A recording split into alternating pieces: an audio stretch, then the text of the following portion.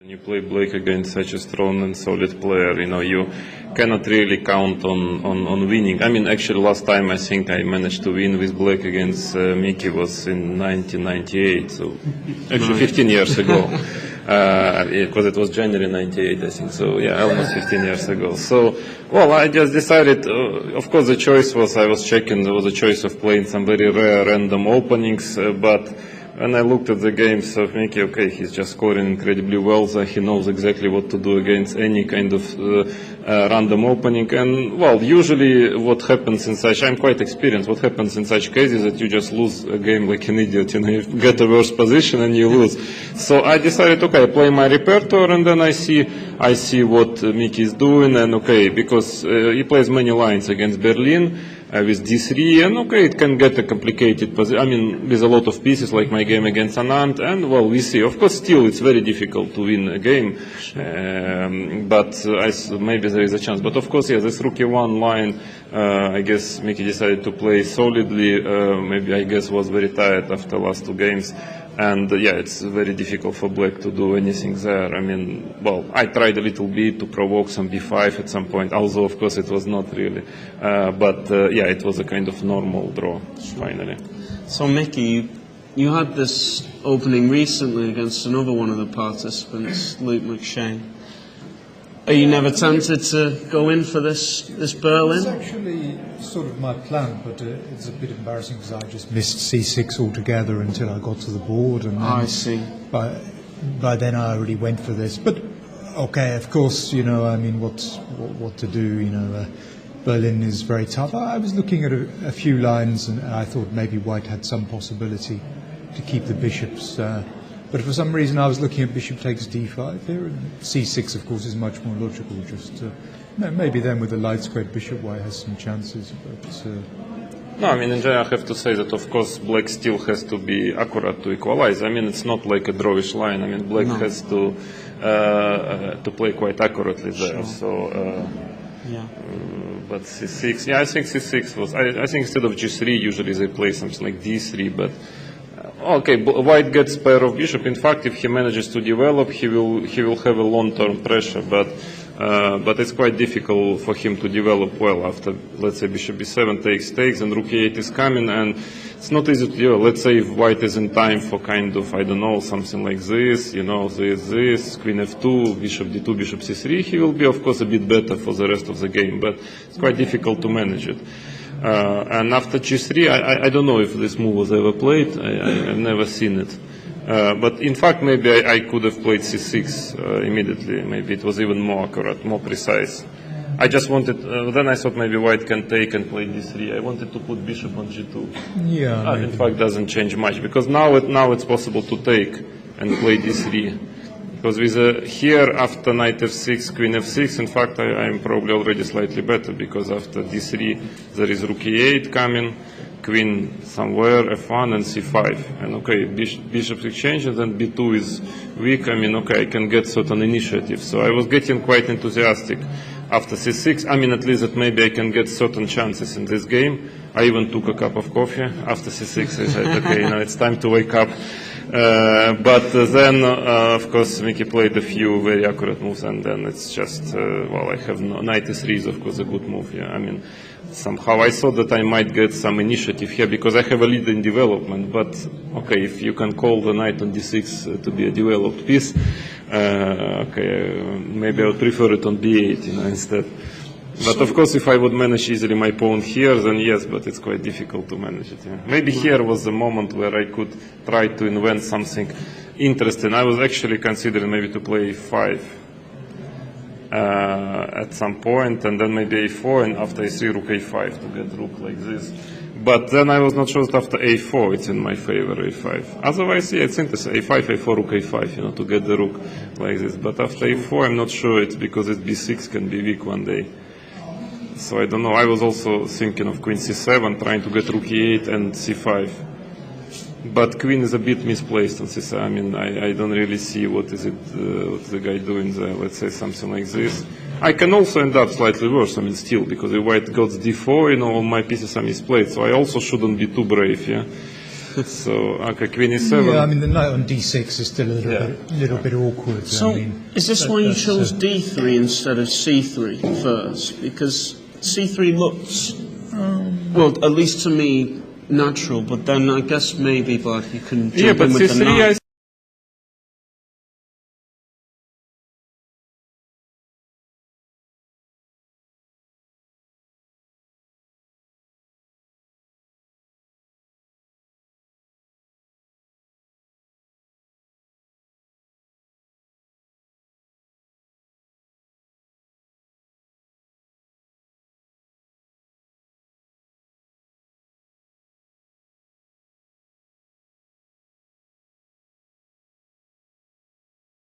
I guess that's the only kind of conceivable thing White could do just to prevent knight f5 immediately.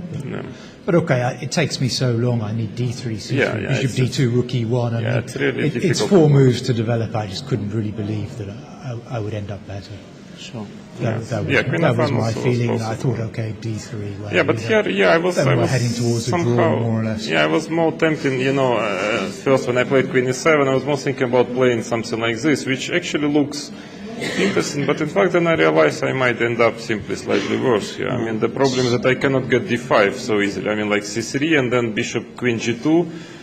Okay, not really slightly worse, but I'm not playing for any advantage. I mean, bishop d2 and then d5 square, I still can have some slight problem, although of course it's quite rushed, but I cannot really do anything. So knight f5 was, I understand that after knight f5 I cannot win. I mean, there is no winning chance really, but I simply didn't see any way to proceed. I mean, after all, I don't want to end up simply worse and fight for a draw, for the rest of the game. So I couldn't find a way really to keep some very temporarily initiative. Sure. So after c3, and you wanted bishop a6 maybe earlier, if c3 first, is White reacting to it quite well with the pawn on d3 this time? You mean to play here bishop a6? Yeah, but now already it's not so great, because after, let's say, queen d1 or queen f1, now knight e6, bishop e6 doesn't make much sense. Sure. I have to. So that's the point. That of course that's why. I mean, I don't see anything better than d5 actually. And now, queen d1. Sometimes d1, I can play queen a4 and annoy the bishop. Right. Yeah. Really, the bishop wants to come there if the queen is on e1 or f1, maybe. When the queen's on d1, bishop a6 is not so. Okay. Yeah, now the sequence moves, okay, it's quite logical. I was thinking for a while of playing queen d7, but again, I can just end up slightly worse, I mean, kind of playing for a win, it's more playing for lose, Yes. This position, you just give a line, but I thought, okay, maybe h6, then I realized queen f3, bishop h6 is threatening, okay, I can just simply end up slightly worse, it makes no sense at all. And after exchange of bishop, okay, bishop a6, I just wanted to, White to be bothered a bit with his pawn, because otherwise, I mean, this position, there is a plan with a4, a5, which can give certain initiative to White. After bishop a6, it's not easy to do it, because, for instance, on bishop f1, I can already play rook d8 and then a4, d4. I was calculating this variation, I mean, not very necessary one, but still possible. A5 and, okay, now ba5, simply a draw, takes and g6. So, okay, I think it's an accurate move, just not, because now White, if he goes rook d1, then he doesn't have this plan really, a4, and d4, now a4 is not dangerous anymore. So here, okay, maybe I could have gone g5 if I want to play for a win. I mean, but okay, it's not really serious. I mean, my only chance here to win somehow would be, and that's what I was doing, is to provoke White to push his pawns. I mean, let's say to ask White to play for a win here, if he would really start to push. Okay, before it was quite reassuring already, because I thought maybe now b5 will come, which is actually a decent move, but at least it gets a bit asymmetrical. Yeah. But, it doesn't really bring White anything, I think. Rook c8. Yeah, rook c8. Yeah, rook c8. Well, the problem is bishop d2, then c5 is coming. Yeah, bishop d2, c5. So you have to take a certain bishop d2, but it's not better for. I mean, there is no point. I think. Yeah, I don't think. I mean, one day maybe you can end up with this a pawn weak. And of course, it's still very drawish, but I think it doesn't improve White's position really. So. At after a5, okay, I have to go b5, and the rest is, well, not much to do, Not a great deal happening. Well, only thing was after f3, black has the funny move c5. Yeah, I don't know but if you it thought doesn't. about Yeah, this, but it doesn't but, work. I mean, I was already getting here C5. C5 because That's true. Yeah. because I take B4. Yeah, before, but it doesn't Take work. bishop Take and king D4, D2 and king F2. King F2, but bishop C3, bishop D, D1. or well, bishop C3, bishop D2. I thought actually was a. Bishop D2 at least, bishop D4 check. I can make a draw at least. Well, rook D1, you can maybe play D4 or something. But after rook D1, I'm not sure I can make a draw because I mean D4. Even if you take. Well, okay, then it's getting already tricky for black. But bishop D2, Yeah, okay, bishop it's D2 clear at least, that. yeah. But okay, there was this tactics, yes. That's But I okay, also once noted that. once this wasn't working, then it's going to be Yeah. totally blockaded. So well, there wasn't not much to say about the rest. So, well, that's it for you guys. How do you feel about the tournament then? I'll start with Mickey first. It's been a bit of an up and down one, I guess. A great start. What are your thoughts? Well, I think in the end, you know, some games could have gone better, some games could have gone worse. I think at the end my score is probably about right. So obviously I'm very happy to have a decent score, really. Yeah, I mean, obviously last two previous games I was pressing a bit and chances to win. Maybe a bit of a missed opportunity against Luke, but you know, there are always games you win that. My first game against Galway, I didn't have to win, and obviously winning that game was very important for my tournament. Just it got me off to a good start and had a big psychological impact on the other games that followed. So, obviously I would have been, absolutely over the moon if someone told me I could get this, at the start of the event. So, of course, I'm very happy with the final score. Yeah, and Vladimir, you got +4, 3,000 performance before today. You didn't quite manage to win it, but are you pretty happy with how things went? Well, yeah, I mean, I just totally repeated my last year performance, also for wins, for draws, but at that time it was enough to be clear first. And actually the tournament was more or less the same strength, but this time, unfortunately, okay, it's enough only to be clear second. But of course, I mean, unless, of course, normally, of course, you win the tournament with this, so there is a little bit of disappointment, but what to do if Magnus was just winning all games here, and it's difficult to compete in this scenario. Okay, I should have won against him. It was not winning, but I mean, it seems to be that my only chance to win this tournament was to win the direct encounter against him, and I was quite close, but he defended very well. But otherwise, all the rest, I'm really very happy with my result, and also especially with my play. I think I was really playing very well, even better than last year, I think. So I'm really, really satisfied with my play, and because I started my preparation for the candidates tournament in March here, and I did quite a lot of work in all senses, physical, chess, mental, psychological, and for the moment I'm really happy the way it's going, because I think that my form was close to optimal. Close to, I don't think I can play much better than I did here. Although there were some small mistakes, I still can a little bit improve, but in general, if I get a little bit of more luck, because I think, in fact, my +4 result was fully deserved, according to positions. I even was pressing quite seriously against Levon and against Magnus. There was no win, but still I had some pressure. But then I think all 4 games I won quite deservedly. So in general, if I would get a little bit of more luck, then I have probably chances. If I keep this form and level, I have maybe chances to win candidates tournament. So which makes me, of course, quite happy in this sense. Yeah. So no complaints at all. Yeah. So you're back to number 2 in the world. Is your next priority the candidates matches, or do you have other tournaments planned? First of all, that's of course very nice that I managed to become number 2 in the world now. Especially at this moment, you know that my first top tournament actually in my career, really super tournament, was exactly 20 years ago. So I would say I'm celebrating 20 years of professional chess, 20 years of top 10, because 1st of January 1993 I became number 8 in the world, so I entered top 10. Since that time, never got out of top 10. So it's in January I will be 20 years of top 10, 20 years of of my first, top tournament. So okay, it's a good way to celebrating being number 2 in the 1st of January. Almost you can say number 1 because Magnus is not here. He's in the space. So between inhumans, I'm the best probably. Yeah, I'm very satisfied, but now I just have to, I'm playing actually a small tournament in Zurich before candidates, which is very good opportunity for me to sort of warm up, and it's a strong field. It's going to be 4 players, double round. It's me, Anand, Gelfand, and Caruana. So, and then just, let's say 2 weeks after, there will be a candidate tournament. So this tournament, 6 rounds, so 4 players, double rounds, 6 games. It will be good to warm up, also to feel how is my shape, but now my main goal would be to keep my shape going.